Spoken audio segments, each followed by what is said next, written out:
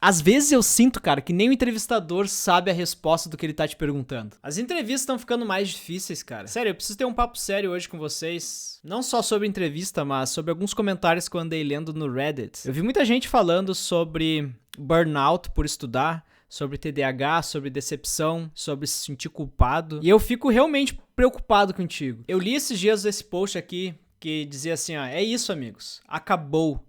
Adeus programação. Vamos ver se a gente consegue chegar nesse tópico, mas antes, será que as entrevistas de fato ficaram mais difíceis? Por que a galera entra numa defensiva durante a entrevista? E por que eu tuitei que em 2 a 3 anos vamos ver uma galera chorando por ter largado a programação quando ficou difícil? Foi apenas nos últimos anos ou as entrevistas estão se tornando cada vez mais difíceis e impossíveis de decifrar? Isso aqui foi postado lá no Reddit por alguém que trabalha na Intel. Eu recentemente tive uma entrevista em uma empresa da parte da da Manga, hidrate-se. E as perguntas gentis que foram feitas foram estranhamente específicas e a experiência que você ganha se trabalhar em sua equipe. What? Após a entrevista, procurei respostas online e não encontrei nada específico. As funções estão se tornando cada vez mais precisas ou específicas? Ou simplesmente não sou um bom engenheiro, um engenheiro suficiente, né? Suficiente não, experiente. Meu plano anterior era ganhar alguma experiência na Intel antes de me candidatar a outro lugar. Agora fui demitido e estou entrevistando onde quer que receba uma ligação. Diz o cara aqui com 2 anos de experiência, com um salário total compensation de $135 mil por ano. Então ele aqui fez uma entrevista e perguntaram muita coisa bem específica que parecia ser sobre coisas que só se usa naquela empresa. Alguém da Twilio falou o seguinte: em comparação com as entrevistas técnicas de 10 anos atrás, as de hoje são extremamente difíceis.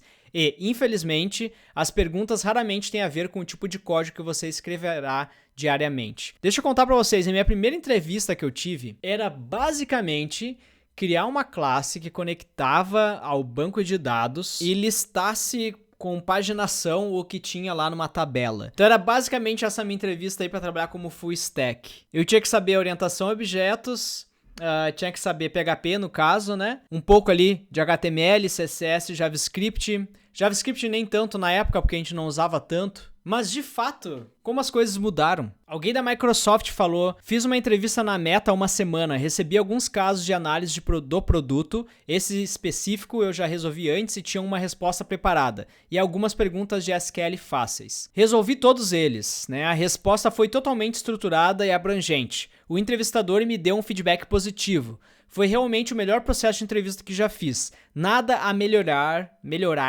na minha opinião. Eu tinha 99% de certeza de que passei. Bem, fui rejeitado algumas horas depois. A concorrência em determinado mercado é insana. Portanto, mesmo que você ache que fracassou na entrevista, esteja pronto para ser rejeitado. Bom, se tu acha que tu fracassou na entrevista, tu tem que estar pronto para ser rejeitado, né? Esse comentário é muito bom, ó.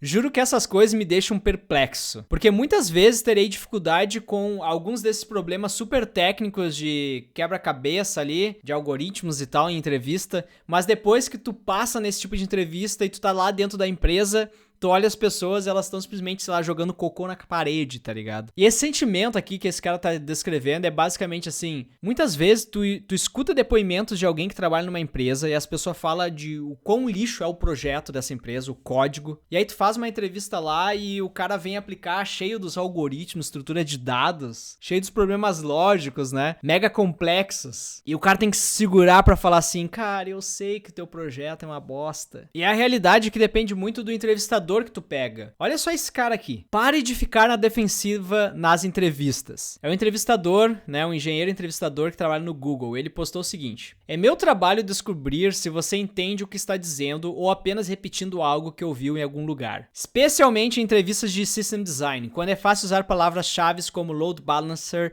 e CDN. Além disso, reserve 10 minutos para aprender os fundamentos dos protocolos RPC. É um pouco embaraçoso quando você não consegue explicar com seus sistemas horizontalmente escaláveis como que eles se comunicam. Numa entrevista de System Design, se tu desenha lá uma base de dados, tu bota lá o teu serviço, esse aqui é a API, né? Vai receber, a gente vai ter um load balancer aqui. Ele não quer só saber se tu sabe quando usar um load balancer. Ele quer que tu tenha o conhecimento de como o load balancer funciona. E eu já fiz uma entrevista que eu resolvi um algoritmo super complexo. E eu resolvi ele utilizando um hash map. E aí o entrevistador me falou o seguinte, tá, mas e como que funciona um hash map? Eu expliquei como funcionava um hash map, ele falou, e se tiver conflitos entre chaves? Daí eu expliquei, não, certo, se tem um hash pode ter colisão, eu expliquei sobre a colisão. Dele, então, mas qual algoritmo o Java usa no hash map para resolver a colisão? E qual estrutura de dados eles usam para isso? Daí eu fiquei tipo,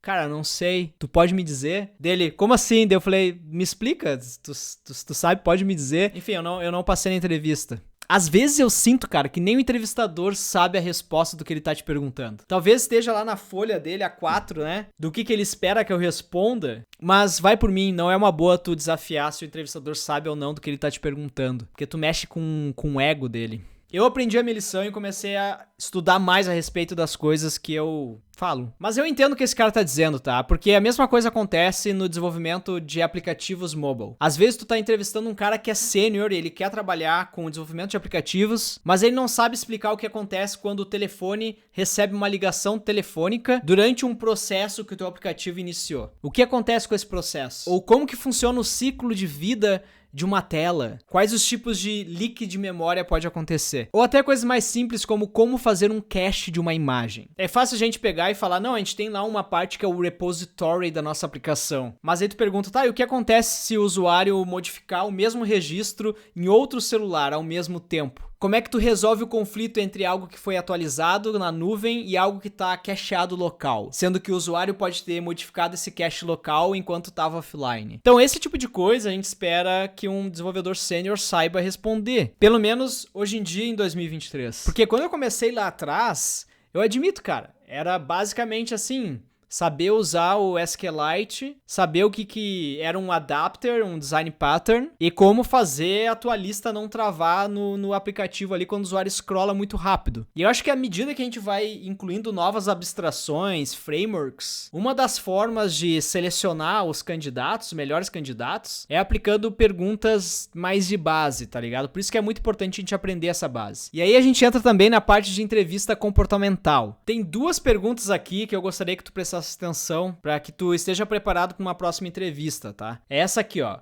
O projeto mais desafiador em que você trabalhou e me conte sobre um conflito que tu precisou resolver. Cara, essas duas perguntas eram perguntas que me quebravam muito, tá ligado? Até que eu aprendi a não deixar pro improviso e pensar numa historinha do que eu ia contar durante a entrevista. O Gleiton falou aqui, ó, não tem jeito não, tem que ser ensaiado pelo menos 3 historinhas, especialmente se for em inglês. Exatamente, cara, não deixa pro improviso, especialmente se for em inglês a tua entrevista. Se tu souber se vender, um if vira uma história. É basicamente isso. E deixa eu te dar uma dica. Normalmente, quando uma empresa pergunta assim... Qual que foi o projeto mais desafiador que tu trabalhou e o conflito que tu precisou resolver? Normalmente o que a empresa espera que tu responda não é tipo assim, nossa, eu tinha uma query SQL muito complexa e eu tive que fazer 2 left join e 1 inner join. Não é isso que eles querem saber, tá ligado? Eles não querem saber do algoritmo mais difícil que tu implementou. Normalmente o que se espera é como algo que talvez possa ser complexo tecnicamente também envolve regra de negócio e resolução de conflito entre múltiplos programadores, equipes, integração de sistemas. Então, normalmente, numa pergunta dessas, se espera um pouco de soft skills. Então, eu recomendo que tu tenha uma historinha aí e não seja uma historinha simplesmente do tipo, nossa, eu tive que implementar uma tela que tinha uma animação bem complexa. Ou então, tipo, nossa, eu tinha que importar um arquivo, a não ser que seja um arquivo de 2 TB ou algo do tipo.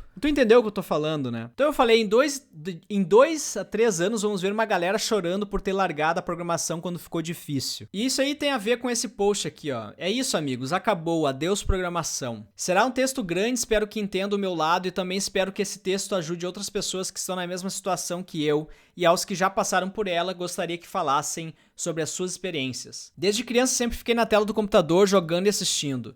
Nunca tive vida social, poucos amigos, etc.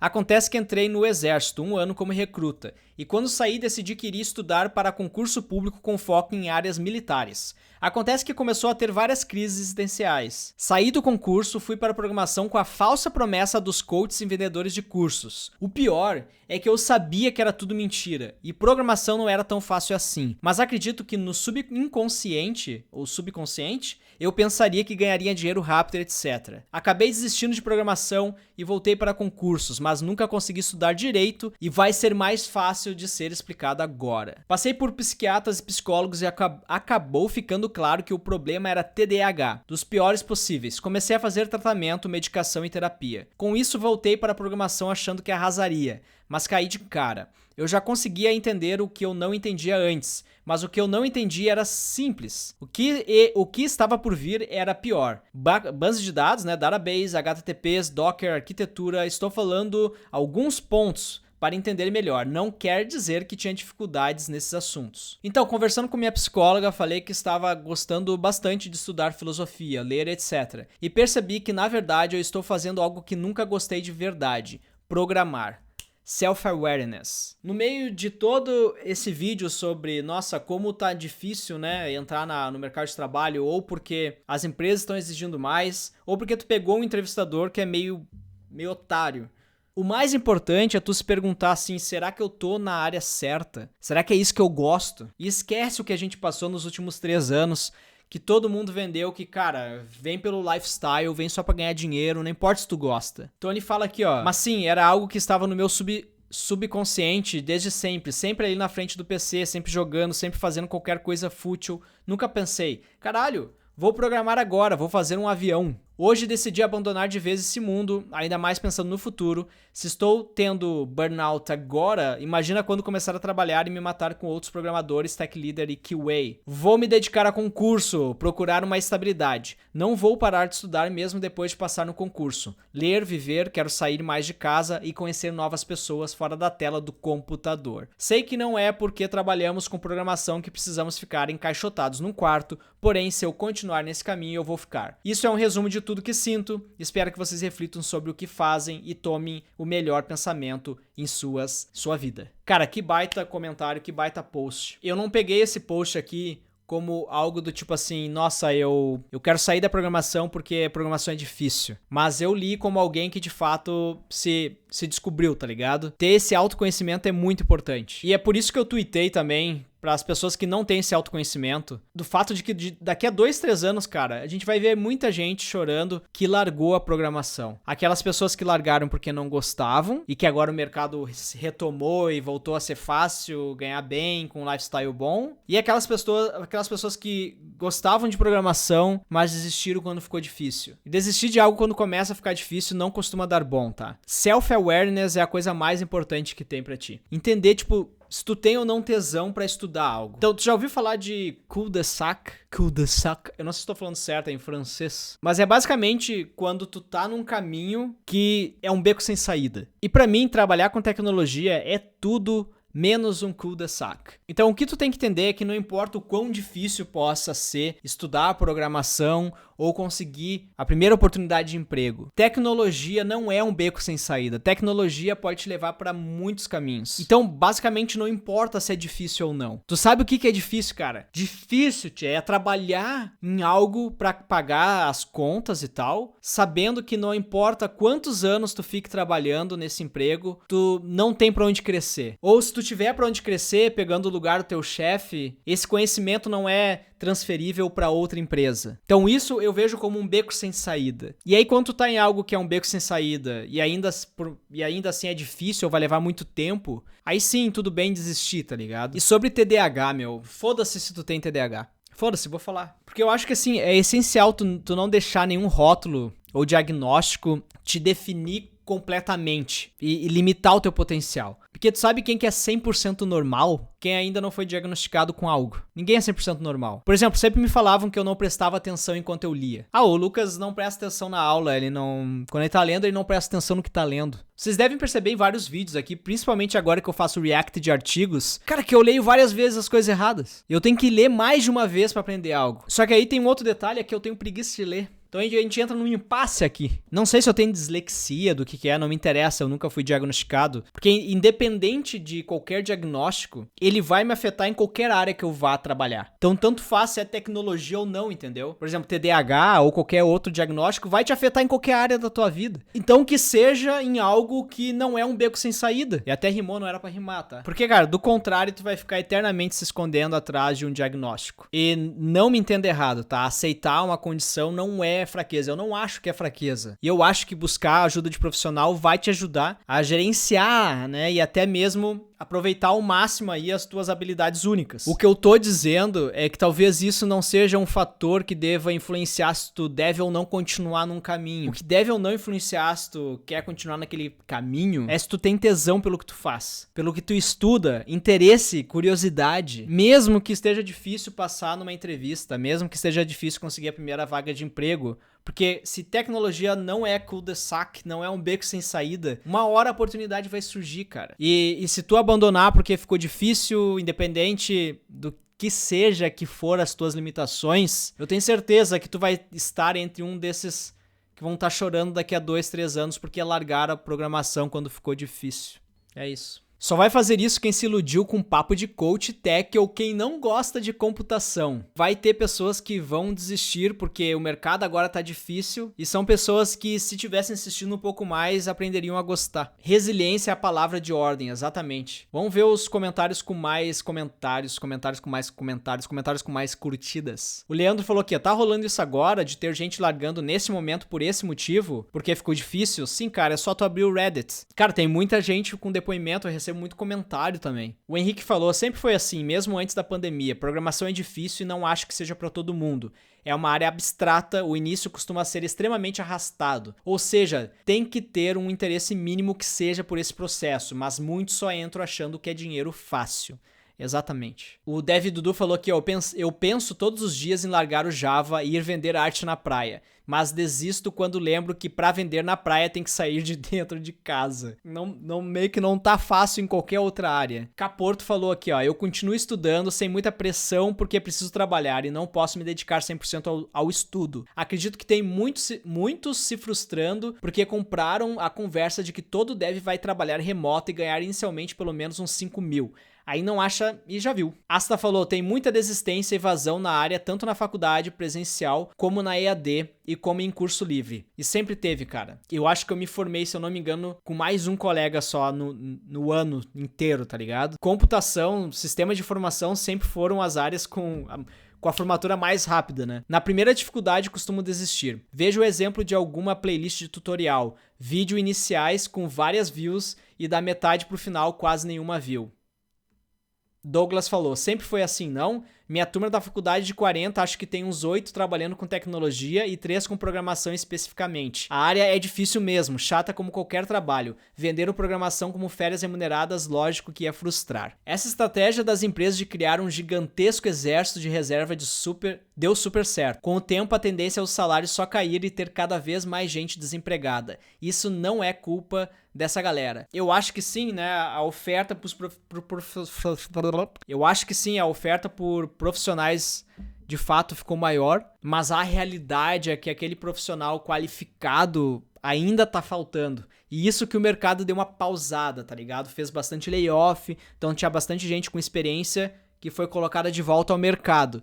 Mas mesmo assim, imagina, quem tem experiência hoje ainda consegue uma oportunidade, imagina quando o mercado voltar a bombar, tá ligado? Então, mesmo com essa enxurrada de profissionais novos entrando no mercado, muitos deles a gente sabe que estão ali porque compraram um bootcamp, um curso, mas de fato ainda não estão qualificados. O Leonardo falou aqui, ó, sim, prevejo que daqui a uns anos os salários vão aumentar, pois tem uma galera desistindo e uma galera nem tentando começar. Daí quem continuar vai colher bons frutos por ter perseverado. É isso que eu acho, cara. O Lusca mandou aqui, o problema é se frustrar com as promessas, achando que ser dev não é igual a todo o trabalho com bônus e ônus. Mas a galera só pensa em salário remoto e fica, como assim? Eu sei JavaScript e fiz meu clone do Pokédex, não tem vaga pra mim? A área de tecnologia é como qualquer outro trabalho, né? Com bônus e ônus. Mas a gente tem que comparar com áreas que exigem bastante daqui, né? Uma coisa é uma área ser difícil, mas uma área que tu usa o teu corpo, que tu cansa fisicamente, e tu chega em casa cansado e consegue dormir. Outra coisa é quando a tua frustração tá aqui e tu não consegue resolver chutando a CPU. Até porque o que tu vai chutar é o gabinete, né? O Felipe falou, em praticamente 10 anos atuando com TI e em algumas funções, suporte, QA e dev, tem a conclusão que só trabalha na área técnica quem sabe apanhar e apanhar muito. O André falou, difícil é a vida de um desempregado com a geladeira vazia. Povo chato, fraco, cheio de consciência de classe e nenhuma consciência de vida. Mandou a pio aqui, né? O Renan falou aqui, ó, como assim precisa de autenticação para fazer login? É justamente isso que o cara tava falando aqui no não ficar defensivo, né? Como assim tu quer saber como um load balancer funciona? Um load balancer é um load balancer. Bota um CDN, o cara não sabe nem o que é CDN. O Marcos falou, geração que quer tudo imediato, não aguenta 8 horas de CLT. Não há pobreza, né, que aguente 16 horas de trabalho.